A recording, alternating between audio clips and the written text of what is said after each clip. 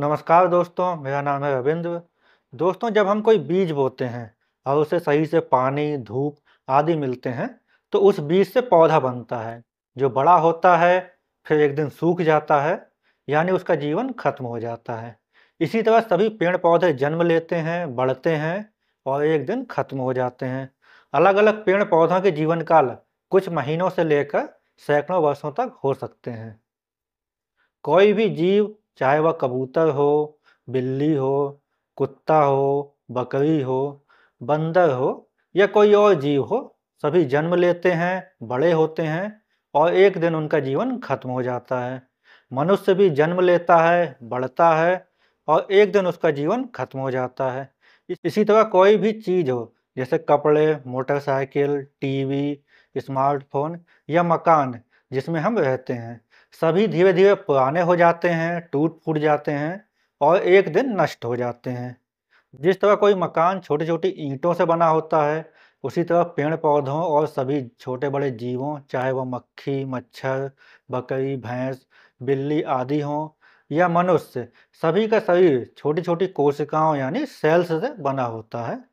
सभी जीवों और पेड़-पौधों के शरीर की ये कोशिकाएँ यानी सेल्स भी बदलती रहती हैं। पुरानी कोशिकाएँ यानी सेल्स मरती रहती हैं और उनकी जगह नई कोशिकाएँ यानी सेल्स जन्म लेती रहती हैं। मनुष्यों के शरीर की कुछ कोशिकाएँ जल्दी बदल जाती हैं, जबकि अन्य कोशिकाएँ धीरे-धीरे बदलती हैं। त्वचा या खाल यानी स्किन की कोशिकाएँ लगभग 2 से 4 हफ्ते में पूरी तरह बदल जाती हैं। आंतों की कोशिकाएँ लगभग 3 से 5 दिन में पूरी तरह बदल जाती हैं। रक्त या खून यानी ब्लड की लाल कोशिकाएँ यानी रेड ब्लड सेल्स लगभग 120 दिनों में पूरी तरह बदल जाती हैं, जबकि सफ़ेद कोशिकाएँ यानी व्हाइट ब्लड सेल्स 1 से 3 दिनों में पूरी तरह बदल जाती हैं। मांसपेशियों यानी मसल्स की कोशिकाएं लगभग 10 से 15 वर्ष में पूरी तरह बदल जाती हैं। हड्डियों यानी बोन्स की कोशिकाएं लगभग 10 से 20 साल में पूरी तरह बदल जाती हैं। मनुष्य के दिमाग की कोशिकाओं को न्यूरॉन्स कहा जाता है। लंबे समय तक यह माना जाता था कि न्यूरॉन्स बहुत धीरे-धीरे बदलते हैं और यह कि वयस्कों यानी उम्र में बड़े लोगों में न्यूरॉन्स नहीं बदलते हैं। हालांकि नई रिसर्च से पता चला है कि न्यूरॉन्स जितना पहले माना जाता था उससे भी तेजी से बदलते हैं। एक स्टडी में पाया गया कि वयस्कों यानी एडल्ट्स में लगभग 1.75% न्यूरॉन्स हर साल बदल जाते हैं। इसका मतलब है कि लगभग 30 सालों में लगभग 50% यानी 50% न्यूरॉन्स यानी लगभग आधे न्यूरॉन्स पूरी तरह बदल जाते हैं। दिमाग का हिप्पोकैम्पस एक ऐसा क्षेत्र है जो सीखने और याददाश्त में महत्वपूर्ण भूमिका निभाता है। एक अध्ययन में पाया गया है कि हिप्पोकैम्पस के लगभग 5 से 10% न्यूरॉन्स हर साल बदल जाते हैं। हालांकि न्यूरॉन्स की नवीनीकरण दर यानी बदलने की गति उम्र के साथ धीमी होती जाती है। एक अध्ययन में पाया गया कि 20 से 30 साल की उम्र में न्यूरॉन्स अधिक तेजी से बदलते हैं, जबकि 60 से 70 साल की उम्र में यह तेजी कम हो जाती है। यकृत यानी लीवर की कोशिकाएं यानी सेल्स 300 से 500 दिनों में पूरी तरह बदल जाती हैं। बालों की कोशिकाएं यानी सेल्स 2 से 6 हफ्तों में पूरी तरह बदल जाती हैं। मनुष्य के शरीर में लगभग 37.2 ट्रिलियन यानी 37 लाख 20 हजार करोड़ कोशिकाएं होती हैं। यह संख्या व्यक्ति से व्यक्ति में भिन्न हो सकती है, लेकिन यह एक औसत अनुमान है। इनमें से लगभग 1 से 2% कोशिकाएं हर रोज बदल जाती हैं, यानी लगभग 37,200 से 74,400 करोड़ कोशिकाएं यानी सेल्स रोज बदल जाती हैं। लगभग 20,000 से 30,000 करोड़ रेड ब्लड सेल्स यानी खून की लाल कोशिकाएं रोज बदल जाती हैं। लगभग 10,000 से 20,000 करोड़ व्हाइट ब्लड सेल्स यानी खून की सफ़ेद कोशिकाएं रोज बदल जाती हैं। त्वचा यानी स्किन की लगभग 3,000 से 4,000 करोड़ कोशिकाएं रोज बदल जाती हैं। लगभग 1,000 से 2,000 करोड़ आंतों की कोशिकाएं रोज बदल जाती हैं। इसी तरह मनुष्य के शरीर की करोड़ों कोशिकाएं यानी सेल्स रोज बदलती हैं। इस तरह देखा जाए तो लगभग 7 से 10 सालों में हमारा शरीर बिल्कुल नया हो जाता है। आधुनिक विज्ञान से हम जानते हैं कि सभी चीज़ें, चाहे वह मनुष्य का शरीर हो, मनुष्य व अन्य जीवों के शरीर में पाई जाने वाली कोशिकाएं यानी सेल्स हों, इसी तरह पेड़ पौधे हों, मोटरसाइकिल हो, स्मार्टफोन हो या और कुछ, सभी पदार्थ और ऊर्जा यानी मैटर और एनर्जी से बने हैं। पदार्थ और ऊर्जा वास्तव में एक ही हैं। इस संसार में सारा पदार्थ छोटे छोटे कणों यानी पार्टिकल्स से बना हुआ है जो हमें दिखाई नहीं देते। सबसे छोटे कणों जो किन्हीं दूसरे कणों से नहीं बने होते हैं या जिन्हें और छोटा नहीं किया जा सकता या और नहीं तोड़ा जा सकता को मूल कण यानी एलिमेंट्री पार्टिकल्स कहते हैं। सभी तरह के प्रकारों को शामिल करते हुए 61 तरह के मूल कण या एलिमेंट्री पार्टिकल्स होते हैं। यानी यह पूरा संसार सभी जिंदा और निर्जीव चीज़ों सहित 61 तरह के मूल कणों से ही बना है। इन मूल कणों यानी एलिमेंट्री पार्टिकल्स में प्रमुख होते हैं इलेक्ट्रॉन, क्वार्क, न्यूट्रिनो आदि। एक अनुमान के अनुसार मानव शरीर में हर सेकेंड लगभग 10 लाख करोड़ से लेकर 1000 लाख करोड़ इलेक्ट्रॉन बदल जाते हैं।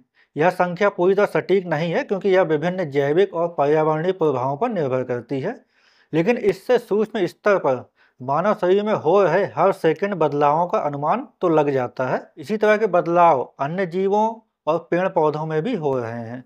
निर्जीव चीज़ों में भी सूक्ष्म स्तर पर बदलाव हो रहे हैं। यहाँ यह ध्यान रखने की बात है कि निर्जीव चीज़ों में हो रहे बदलावों से ज़्यादातर लोग सहमत होते हैं और कोई नहीं कहता है कि कोई भी निर्जीव चीज़ स्थायी यानी परमानेंट होती है। लेकिन सजीव यानी जीवों, खासतौर से मनुष्य में हो रहे बदलावों की समझ को लेकर एक दुविधा दिखाई देती है।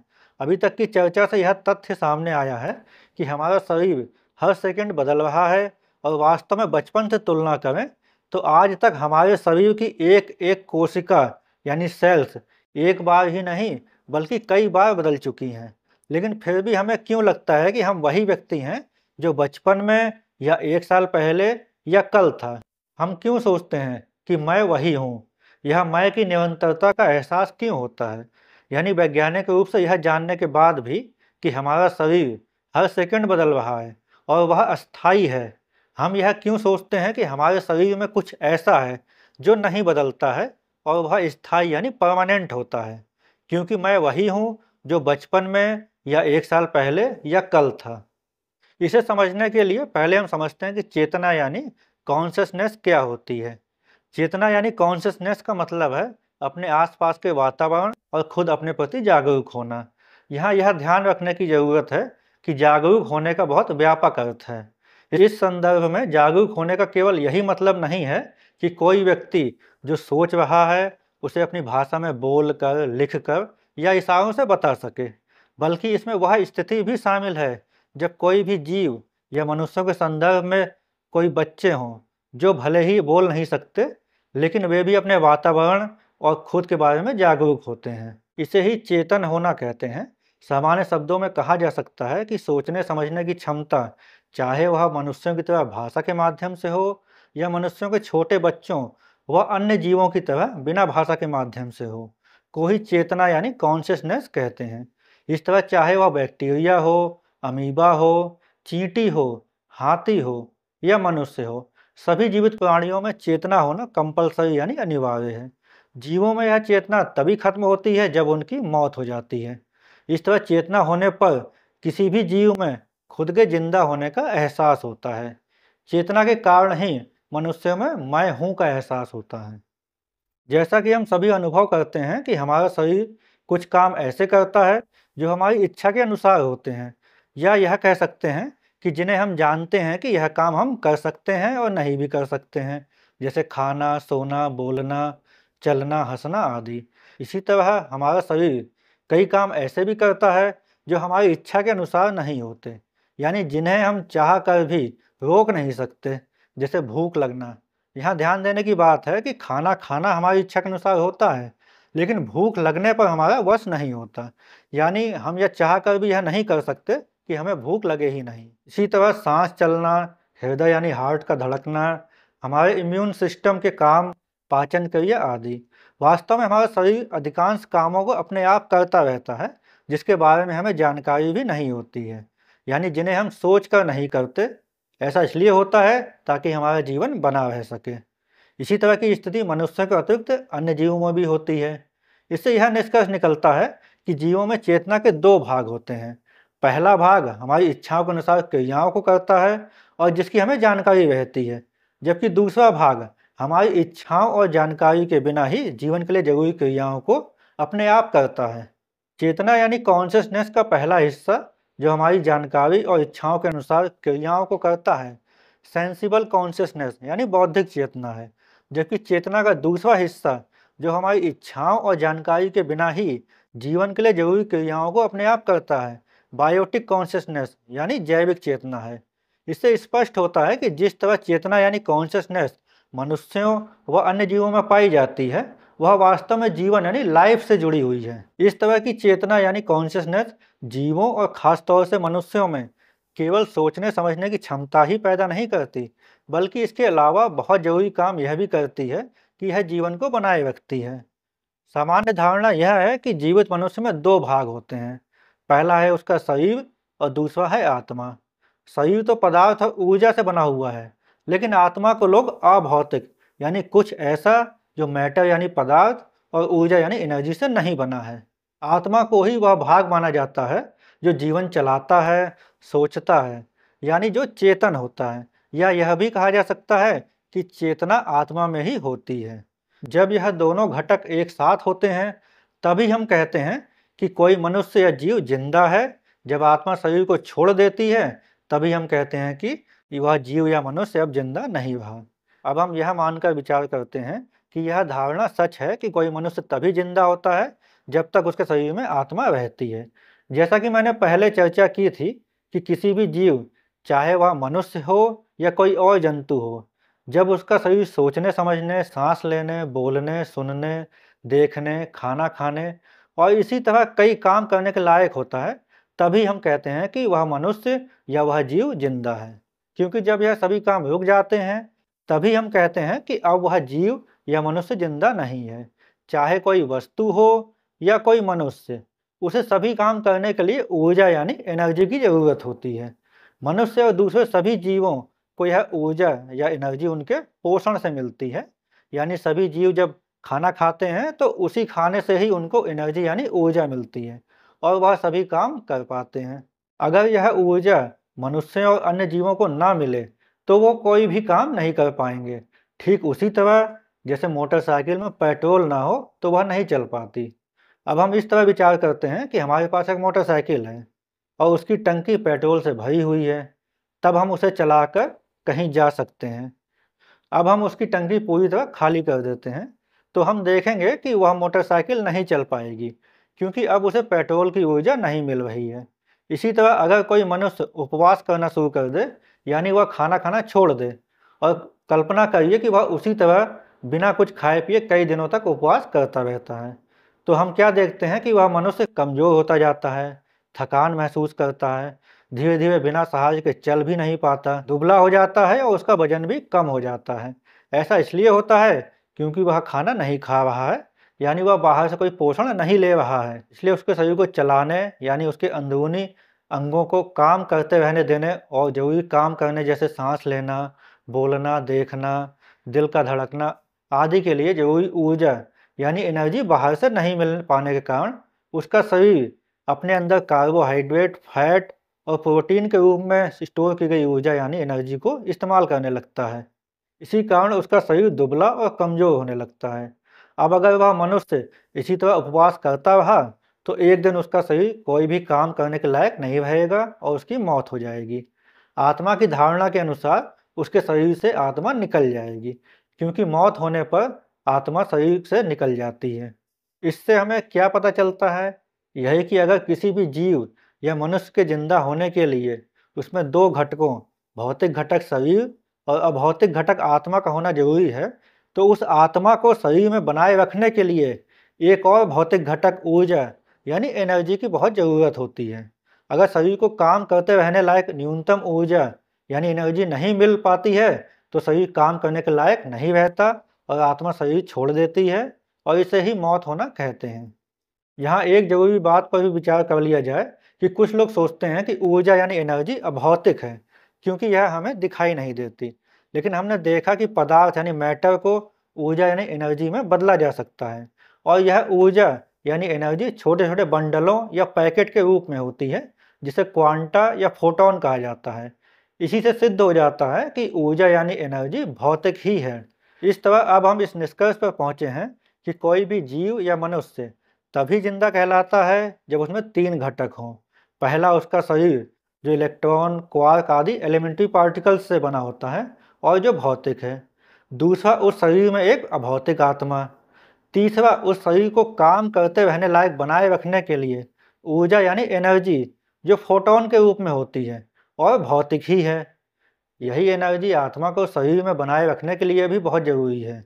अगर शरीर में एनर्जी एक लेवल से कम हुई तो आत्मा शरीर को छोड़ देती है और उस जीव या मनुष्य की मौत हो जाती है। अब हम इन तीन घटकों के कामों पर चर्चा करते हैं। शरीर ही जिंदा होने की पहली शर्त है, क्योंकि शरीर ही सारे काम करता है और बिना शरीर के किसी जीव या मनुष्य की कल्पना भी नहीं की जा सकती। उसे जिंदा कहने का तो सवाल ही नहीं पैदा नहीं होता। इसी तरह उस शरीर को काम करते रहने लायक बनाए रखने के लिए ऊर्जा यानी एनर्जी की ज़रूरत भी होती है, क्योंकि जब कोई शरीर काम करता रहता है तभी हम उस जीव या मनुष्य को जिंदा कहते हैं। अब आती है आत्मा। शरीर और उसमें ऊर्जा यानी एनर्जी होने के बाद आत्मा के लिए क्या काम बाकी रह जाता है, यह समझ में नहीं आता, क्योंकि शरीर को चलाने के लिए ऊर्जा की ज़रूरत होती है और जब शरीर में ऊर्जा एक लेवल से कम हो जाती है तो शरीर काम करना बंद कर देता है और इसे ही मरना कहते हैं। जब हम यह मानते हैं कि शरीर में आत्मा होने पर ही उसे जिंदा कहा जा सकता है, तो हम इस निष्कर्ष पर पहुंचे कि शरीर में आत्मा को बनाए रखने के लिए ऊर्जा यानी एनर्जी नाम के एडहेसिव यानी गोंद की जरूरत होती है। लेकिन हमने देखा कि केवल दो भौतिक घटकों शरीर और ऊर्जा यानी एनर्जी के द्वारा ही शरीर को काम करते रहने लायक और इस प्रकार उसके जिंदा होने की व्याख्या की जा सकती है। इसमें हमें आत्मा नाम के घटक की कोई ज़रूरत महसूस नहीं होती। इस तरह यह मानना कि जिंदा होने के लिए शरीर, ऊर्जा और आत्मा की ज़रूरत होती है, जिसमें आत्मा को शरीर में बनाए रखने के लिए ऊर्जा की ज़रूरत होती है, इसकी बजाय हम तर्कसंगत और वैज्ञानिक रूप से इस निष्कर्ष पर पहुँचे हैं कि शरीर जो मैटर का बना है और ऊर्जा यानी एनर्जी जिंदा होने के लिए केवल इन दोनों की ही ज़रूरत होती है। इससे हमें यह भी पता चला कि चेतना आत्मा में नहीं बहती है। इसे समझने के लिए मानते हैं कि ईंटों, बालू, सीमेंट, सरिया से बना हुआ एक मकान है और उस मकान में कोई मनुष्य बैठा हुआ है। आत्मा को लेकर लोग सोचते हैं कि यह शरीर मकान की तरह है और उस मकान में वह मनुष्य आत्मा की तरह है और वह आत्मा उसी तरह हमारे शरीर में रहकर सोच रही है या चेतनशील यानी कॉन्शियस है, जिस तरह उस मकान में बैठा हुआ मनुष्य सोच रहा है। यह विचार ही लोगों की सोच को गलत दिशा में ले जाता है और इसी कारण आज तक लोग विभिन्न तरह की कल्पनाओं में उलझे रहे हैं। जबकि सच यह है कि अगर हम मकान को शरीर मानते हैं तो चेतना यानी कॉन्शियसनेस उस मकान में बैठे किसी मनुष्य में नहीं होती है, बल्कि उस मकान में ही चेतना पैदा होती है, यानी वह मकान ही सोच रहा है। वास्तव में उस मकान रूपी शरीर में कोई मनुष्य रूपी आत्मा है ही नहीं। चेतना हमारे शरीर में ही पैदा होती है और इसके लिए किसी आत्मा को मानने की जरूरत ही नहीं है। वास्तव में चेतना शरीर में होने वाली एक प्रक्रिया यानी प्रोसेस है। इस तरह चेतना यानी कॉन्शियसनेस आत्मा में नहीं होती, बल्कि शरीर में चल रही प्रक्रिया है जो जीवन रहने तक चलती रहती है। वास्तव में आत्मा एक कल्पना है और जीवन के लिए इस कल्पना की जरूरत ही नहीं है। जीवन एक प्रक्रिया यानी प्रोसेस है और चेतना जीवन रूपी प्रक्रिया का ही एक अंग है। पदार्थ और ऊर्जा यानी मैटर और एनर्जी के एक विशेष संयोजन यानी कॉम्बिनेशन के फलस्वरूप ही शरीर में चेतना यानी कॉन्शियसनेस पैदा होती है। इस तरह पदार्थ और ऊर्जा यानी मैटर और एनर्जी के विशेष संयोजन यानी कॉम्बिनेशन से ही जीवों का शरीर और चेतना बने हैं। लेकिन यहाँ ध्यान देने की बात है कि शरीर की तरह चेतना अलग से कोई ऐसी चीज़ नहीं है जिसका पदार्थ और ऊर्जा की तरह कोई अलग अस्तित्व हो। इस तरह चेतना का कोई भौतिक अस्तित्व नहीं होता। यह शरीर में होने वाली केवल एक प्रक्रिया है जो पदार्थ और ऊर्जा से बने जीवित शरीर में ही संभव होती है। यही कारण है कि आज तक पदार्थ और ऊर्जा से बने जीवित शरीर के बाहर चेतना का अस्तित्व नहीं मिला है। यही स्थिति मनुष्यों के अतिरिक्त अन्य जीवों के संदर्भ में भी होती है। मनुष्य और अन्य जीवों के शरीर में खाने से ऊर्जा यानी एनर्जी बनने की प्रक्रिया को मेटाबॉलिज्म कहा जाता है, जिसमें मुंह में खाने को चबाना, पेट में पाचन होना, छोटी आंत में पाचन और अवशोषण होना, बड़ी आंत की क्रियाएं, कोशिकीय श्वसन यानी सेलुलर रेस्पिरेशन शामिल होते हैं। अब कोई कहे कि क्या मुंह मेटाबॉलिज्म है, क्या पेट मेटाबॉलिज्म है, क्या छोटी आंत या बड़ी आंत मेटाबॉलिज्म है, क्या कोशिकाएं मेटाबॉलिज्म हैं, या क्या यह सभी यानी मुंह, पेट, छोटी और बड़ी आंत, कोशिकाएं मिलकर मेटाबॉलिज्म है? तो इसका उत्तर है नहीं। तब कोई कह सकता है कि मेटाबॉलिज्म अभौतिक है क्योंकि इसका कहीं भौतिक अस्तित्व नहीं है, जबकि मेटाबॉलिज्म को अभौतिक मानना गलत है। तब कोई कह सकता है कि जब मेटाबॉलिज्म अभौतिक नहीं है तो वह किसी भी तरह से दिखाई क्यों नहीं देता, यानी उसका भौतिक अस्तित्व क्यों नहीं है। इसका उत्तर है कि मेटाबॉलिज्म एक प्रक्रिया यानी प्रोसेस है, और प्रक्रिया के दिखाई देने या ना दिखाई देने का सवाल ही गलत है। यानी प्रक्रिया के भौतिक या भौतिक अस्तित्व का प्रश्न ही हास्यास्पद और अर्थहीन है। इसी तरह जब हम जन्म लेते हैं तभी से हम अपनी पांचों इंद्रियों यानी आँख, कान, नाक, जीभ और त्वचा यानी स्किन से अपने वातावरण, घर परिवार, समाज, संस्कृति, शिक्षा से विभिन्न तरह की सूचनाएं यानी इंफॉर्मेशन लेते रहते हैं। इन्हीं सूचनाओं से हमारा व्यक्तित्व यानी पर्सनैलिटी, हमारे विचार बनते हैं। यह सूचनाएं हमें निरंतर मिलती रहती हैं। जिस मैं का हम लोग एहसास करते हैं उसे आज तक दर्शन यानी फिलॉसफी में लोग चेतना यानी कॉन्शियसनेस या आत्मा मानते आए हैं, जबकि यह चेतना नहीं होती है, बल्कि वास्तव में यह हमारा व्यक्तित्व यानी पर्सनैलिटी होती है। चेतना तो केवल एक प्रक्रिया यानी प्रोसेस है जो हमारी पांचों इंद्रियों से मिलने वाली सूचनाओं यानी इन्फॉर्मेशंस को संसाधित यानी प्रोसेसिंग करके हमारे व्यक्तित्व यानी पर्सनैलिटी का निर्माण करती है और हमारी अन्य प्रतिक्रियाओं को निर्धारित करती है ताकि जीवन सुचारू रूप से चलता रहे। इस तरह चेतना यानी कॉन्शियसनेस के भी भौतिक या भौतिक अस्तित्व की बात ही अर्थहीन है, क्योंकि चेतना यानी कॉन्शियसनेस पदार्थ और ऊर्जा यानी मैटर और एनर्जी के विशेष संयोजन यानी कॉम्बिनेशन में होने वाली एक प्रक्रिया यानी प्रोसेस है। इस तरह चेतना यानी कॉन्शियसनेस को समझने के बाद फिर से हम इस सवाल पर आते हैं कि तथ्य यह है कि हमारा शरीर हर सेकंड बदल रहा है, और वास्तव में बचपन से तुलना करें तो हमारे शरीर की एक एक कोशिका यानी सेल बदल चुके हैं। लेकिन फिर भी हमें क्यों लगता है कि हम वही हैं जो बचपन में थे, या हम वही हैं जो कल या 1 घंटे पहले थे, या जिसे हम जानते हैं कि वह वही व्यक्ति है जो 1 साल पहले या कल था। यह मैं की निरंतरता का एहसास क्यों होता है? हमारी इंद्रियों से हमें निरंतर सूचनाएं मिलती रहती हैं। चेतना यानी कॉन्शियसनेस की प्रक्रिया इन सूचनाओं को निरंतर संसाधित यानी प्रोसेसिंग करती रहती है, जिस कारण हम में मैं का एहसास बना रहता है। सूचनाओं यानी इंफॉर्मेशन के निरंतर बहाव और चेतना नामक प्रक्रिया के कारण ही हमें लगता है कि मैं वही व्यक्ति हूँ जो कल या बचपन में था। इन्हीं सूचनाओं के कारण ही हम किसी अन्य व्यक्ति के लिए भी कहते हैं कि वह भी वही व्यक्ति है जिससे हम पहले परिचित हो चुके थे। जब तक सूचनाओं का यह बहाव या फ्लो चलता रहता है तब तक चेतना इसे संसाधित करती रहती है, जिसके फलस्वरूप व्यक्ति में मैं की निरंतरता का एहसास बना रहता है। अधिकांश दार्शनिक व सामान्य लोग मैं के एहसास को ही चेतना यानी कॉन्शियसनेस समझ लेते हैं। उनके इस भ्रम ने ही इस विचार को जन्म दिया कि पदार्थ और ऊर्जा से बने शरीर से अलग चेतना कोई अभौतिक वस्तु है। इसे ही वे लोग आत्मा या जीव भी कहते हैं, जबकि वास्तविकता यह है कि चेतना यानी कॉन्शियसनेस मैं का एहसास नहीं होती, बल्कि वह प्रक्रिया यानी प्रोसेस होती है जो हमारी इंद्रियों से मिलने वाली सूचनाओं को संसाधित यानी प्रोसेसिंग करके मैं का एहसास उत्पन्न करती है। अब हम यह समझते हैं कि हमारे शरीर में निरंतर बदलाव होते रहते हैं, फिर चेतना कैसे बनी रहती है? वास्तव में भले ही हमारा शरीर निरंतर बदलता रहता है, लेकिन उसमें होने वाली प्रक्रियाएं चलती रहती हैं, क्योंकि प्रक्रिया का कोई भौतिक या अभौतिक अस्तित्व नहीं होता, बल्कि यह तो एक तरीका है जिससे कोई कार्य संपन्न होता है। इसलिए भले ही हमारा शरीर निरंतर बदलता रहता है, लेकिन फिर भी उसमें चेतना बनी रहती है और जीवन समाप्त होने पर ही यह प्रक्रिया रुकती है। इस प्रकार चेतना यानी कॉन्शियसनेस भी स्थायी नहीं है। वास्तव में इस संसार में कुछ भी ऐसा नहीं है जो स्थायी हो। परिवर्तन ही संसार का मूल नियम है।